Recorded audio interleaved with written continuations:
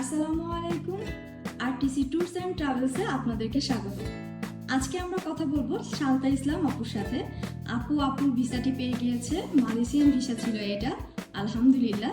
তো আপু, আপনি আপনার প্রাপ্তির কথাটি একটু বলেন আমাদেরকে। আসসালামু আলাইকুম এভরিওয়ান, আমি শান্তা ইসলাম।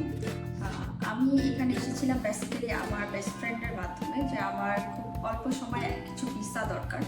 তো আমি যতটুকু এক্সপেকটেশন নিয়ে এখানে এসেছি তার থেকে খুব বেশি কিছু পেয়েছি। সেটার রিজন হচ্ছে আমি মালয়েশিয়ান ভিসার জন্য এখানে অ্যাপ্লাই করি অ্যান্ড সেটা আমি একদিনের মধ্যে পেয়ে যাই। এটা আসলে কয়জন পসিবল করতে পারবে আমি জানি না। আপনারা হয়তো ভাবতে পারেন যে এটা কোনো প্রমোশনাল ভিডিও বা ওনারা আমাকে দিয়ে বলাচ্ছে, একেবারেই না।